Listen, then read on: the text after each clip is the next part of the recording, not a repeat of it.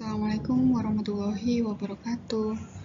Bertemu lagi dengan saya Murni Handayani dalam mata kuliah Analisa Sensori pada program studi pengembangan produk agroindustri. Pada pertemuan kali ini kita akan membahas materi terkait dengan persyaratan analisa sensori. Pelaksanaan uji organoleptik memerlukan paling tidak dua pihak yang bekerja sama, yaitu antara panel dan pelaksana kegiatan pengujian. Keduanya berperan penting dan harus bekerja sama sehingga proses pengujian dapat berjalan dan memenuhi kaidah objektivitas dan ketepatan. Pelaksanaan suatu pengujian sensori membutuhkan sekelompok orang yang menilai mutu atau memberikan kesan subjektif berdasarkan prosedur pengujian sensori tertentu. Kelompok ini disebut panel dan anggotanya disebut panelis. Panelis bisa berasal dari dalam perusahaan produsen, misalnya di bagian penelitian dan pengembangan produk dan pemasaran, dari luar perusahaan seperti konsumen, ataupun orang atau lembaga yang memberikan jasa untuk melakukan pengujian sensori atau dalam bentuk outsourcing. Baik, mari kita bahas satu persatu terkait dengan persyaratan analisa sensori. Yang pertama adalah panelis. Panel ini terdiri dari orang atau kelompok yang bertugas menilai sifat atau mutu komoditi berdasarkan kesan subjektif. Orang yang menjadi anggota panel adalah disebut panelis. 7 macam panelis. Yang pertama ada panel perseorangan. Panel perseorangan adalah orang yang sangat ahli dengan kepekaan spesifik yang sangat tinggi yang diperoleh karena bakat atau latihan-latihan yang sangat intensif. Panel perseorangan sangat mengenal sifat, peranan, dan cara pengolahan bahan yang akan dinilai dan menguasai metode-metode analisis organoleptik dengan sangat baik. Keuntungan dari panel perseorangan adalah kepekaan tinggi, bias dapat dihindari, penilaian cepat, efisien, dan tidak cepat fatik. Panel perseorangan biasanya digunakan untuk mendeteksi penyimpangan yang tidak terlalu banyak dan mengenali penyebabnya, dan keputusan sepenuhnya ada pada perseorangan. Ini panel perseorangan. Macam panelis yang kedua adalah panel terbatas. Panel terbatas ini terdiri dari 3-5 orang yang mempunyai kepekaan tinggi sehingga bias lebih dapat dihindari. Panelis ini mengenal dengan baik faktor-faktor dalam penilaian organoleptik dan dapat mengetahui cara pengolahan dan pengaruh bahan baku terhadap hasil akhir. Kemudian, pada panel terbatas, keputusan diambil setelah berdiskusi di antara anggota-anggotanya. Yang ketiga adalah panel terlatih. Panel terlatih terdiri dari 15-25 orang yang mempunyai kepekaan cukup baik. Untuk menjadi panelis terlatih, perlu didahului dengan seleksi dan latihan-latihan. Panelis ini dapat menilai beberapa sifat rangsangan sehingga tidak terlampaui spesifik.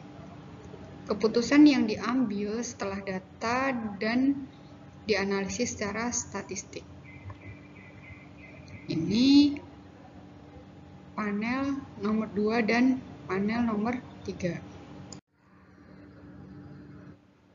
Panelis yang keempat adalah panel agak terlatih. Terdiri dari 15-25 orang yang sebelumnya dilatih untuk mengetahui sifat sensorik tertentu. Panel agak terlatih ini dapat dipilih dari kalangan terbatas dengan menguji kepekaan terlebih dahulu. Sedangkan data yang sangat menyimpang boleh tidak digunakan sebagai data analisis. Kemudian yang kelima adalah panel tidak terlatih. terdiri lebih dari 25 orang awam yang dapat dipilih berdasarkan jenis kelamin, suku bangsa, tingkat sosial, dan pendidikan. Panel tidak terlatih hanya diperbolehkan menilai sifat-sifat organoleptik yang sederhana seperti sifat kesukaan, tetapi tidak boleh digunakan data uji pembedaan. Untuk itu, panel tidak terlatih hanya terdiri dari orang dewasa dengan komposisi panelis pria sama dengan panelis wanita. Macam panelis yang keenam adalah panel konsumen. Panel konsumen terdiri dari 30-100 orang yang tergantung pada target pemasaran suatu komoditi. Panel ini mempunyai sifat yang sangat umum dan dapat ditentukan berdasarkan daerah atau kelompok tertentu. Dan yang ketujuh adalah panel anak-anak. Panel yang menggunakan anak-anak berusia 3-10 tahun. Biasanya anak-anak digunakan sebagai panelis dalam penilaian produk-produk pangan yang disukai anak-anak seperti coklat, permen, es krim. Cara penggunaan panelis anak-anak harus bertahap, yaitu dengan pemberitahuan atau undangan bermain bersama. Kemudian dipanggil untuk diminta responnya terhadap produk yang dinilai dengan alat bantu gambar seperti boneka Snoopy atau boneka Doraemon yang sedang sedih, biasa, atau tertawa. Kemudian selain panelis juga ada seleksi panelis. Untuk mendapatkan panelis yang diinginkan, khususnya jenis panel terlatih, perlu dilakukan tahap-tahap seleksi. Syarat umum untuk menjadi panelis adalah mempunyai perhatian dan minat terhadap pekerjaan ini. Selain itu, panelis harus dapat menyediakan waktu khusus untuk penilaian serta mempunyai kepekaan yang dibutuhkan. Pemilihan anggota panel perlu dilakukan untuk suatu grup panelis yang baru atau untuk mempertahankan anggota dalam grup tersebut. Tahap-tahap seleksi untuk menjadi seorang panelis adalah sebagai berikut. Yang pertama, ada tahap wawancara, yang kedua, tahap penyaringan, yang ketiga, tahap pemilihan, yang keempat, tahap latihan, dan yang kelima adalah uji kemampuan. Wawancara bertujuan untuk mendapatkan informasi langsung tentang biodata, kegemaran, kebiasaan sehari-hari seperti makan dan minum, serta hal-hal yang disenangi dan yang tidak disenangi. Lebih penting lagi adalah bagaimana calon panelis berkomunikasi. Selain dokumen dan isian, adalah tahapan berikutnya di mana dari seleksi ini diinginkan informasi atau mendapatkan kecocokan informasi hasil wawancara dengan data yang tertulis. Seleksi kemampuan yaitu calon panelis harus mengikuti event peragaan penginderaan sebagai salah satu ciri untuk uji sensori. Penginderaan ini digunakan untuk menilai bakat kepekaan yang dimiliki atau tingkat kepekaan yang dimiliki calon panelis. Nah, kemudian banyak faktor yang berperan dalam menentukan keberhasilan calon panelis untuk lulus seleksi. Pengetahuan dan keterampilan dasar atas metode, sistem, faktor, kriteria khas, kondisi fisio-psikologis, dokumentasi, dan kemampuan dalam memberikan laporan adalah hal-hal yang menjadi penentu dalam tahap seleksi ini. Lulus tahap seleksi kemampuan, selanjutnya mengikuti program kegiatan pelatihan intensif untuk menjadi seorang panelis. Persyaratan analisa sensori yang ketiga adalah terkait dengan laboratorium. Pengujian sensori tergantung pada kesan-kesan manusia yang jujur dan spontan. Untuk itu diperlukan suasana yang bersih, tenang, dan menyenangkan. Bagian yang penting adalah bilik pencicipan, di mana antara panelis yang satu dan yang lain tidak dapat berkomunikasi dan komunikasi hanya terjadi antara panelis dengan penyaji saja.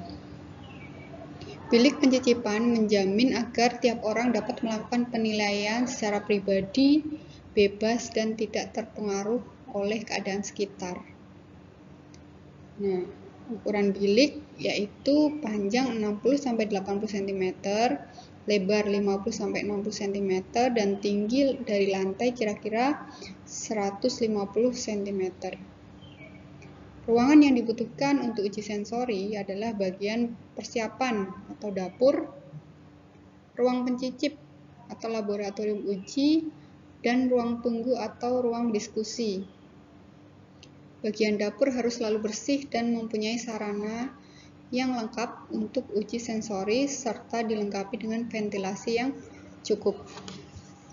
Sedangkan ruang pencicip mempunyai persyaratan yang lebih banyak, yaitu ruangan yang terisolasi dan kedap suara sehingga dapat dihindarkan komunikasi antar panelis. Suhu ruangan yang cukup sejuk berkisar antara 20-25 derajat Celcius dengan kelembaban 65-70% dan mempunyai sumber cahaya yang baik dan netral, karena cahaya dapat mempengaruhi warna komoditas dari bahan yang diuji.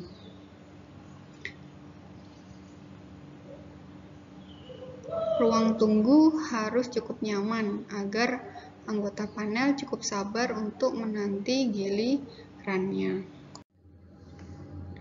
Di dalam pengujian sensori, cara penyediaan contoh sangat perlu mendapat perhatian. Contoh dalam uji harus disajikan sedemikian rupa sehingga seragam dalam penampilannya. Bila tidak demikian, panelis akan mudah dipengaruhi penampilan contoh tersebut, meskipun itu tidak termasuk dalam kriteria yang akan diuji. Penyajian contoh harus memperhatikan estetika dan beberapa hal lainnya seperti berikut. Ada suhu, ukuran, pengkodean, dan jumlah contoh. Terkait dengan suhu, bahwa suhu yang terlalu tinggi atau terlalu rendah akan berpengaruh terhadap pengukuran aroma dan flavor. Kemudian, ukuran, bahwa ukuran contoh harus ragam. Penyajiannya harus dalam ukuran yang biasa dikonsumsi. Nah, untuk contoh air perlu dilakukan pencampuran agar contoh homogen. Nah, selanjutnya adalah pengkodean. Biasanya digunakan 3 angka atau huruf acak. Seperti itu. Untuk jumlah contoh disesuaikan dengan kebutuhan analisa. Dalam uji organoleptik dikenal beberapa pengaruh pengujian seperti tersebut di bawah ini. Ada yang dinamakan expectation error. Terjadi karena panelis telah menerima informasi tentang pengujian. Oleh karena itu, sebaiknya kepada panel tidak diberikan informasi yang mendetail tentang pengujian. Yang kedua ada convergent error. Panelis cenderung memberikan penilaian yang lebih baik atau lebih buruk jika didahului pemberian contoh yang lebih baik atau lebih buruk. Oleh karena itu, urutan sampel sebaiknya diberikan secara acak dan diulang. Kemudian yang ketiga adalah stimulus error. Terjadi karena penampakan contoh yang tidak seragam, sehingga panel ragu-ragu dalam memberikan penilaian. Jika sampel hanya dinilai dari warnanya, maka atribut lain diusahakan seseragam mungkin, misalnya ketebalan, tekstur, dan sebagainya, sehingga tidak mempengaruhi penilaian. Kemudian selanjutnya ada logical error. Panelis menilai berdasarkan perbedaan karakteristik tertentu menurut logikanya. Hal ini disebabkan perbedaan suatu atribut dapat mempengaruhi atribut yang lainnya ataupun karakteristik produk keseluruhannya. Misalnya, menilai tingkat kemanisan buah biasanya dihubungkan dengan warna. Salah satu alternatif solusinya adalah menggunakan lampu dengan cahaya yang berwarna sehingga penampakan produk tidak terlihat sama. Yang kelima adalah halo effect. Terjadi karena evaluasi contoh dilakukan terhadap lebih dari satu atribut, sehingga panelis memberikan kesan yang umum dari suatu produk. Yang keenam adalah efek kontras. Pemberian sampel yang berkualitas baik, namun sampel lainnya mengakibatkan panelis menilai sampel berikutnya selalu lebih rendah. Cara mengatasi hal ini adalah dengan mengacakan urutan sampel dan mengulang pengujian sampai dengan 3 kali. Panelis yang akan memberikan penilaian yang konsisten. Ini apabila yang menilai adalah panelis yang baik. Nah, yang ketujuh adalah motivasi dan sugesti.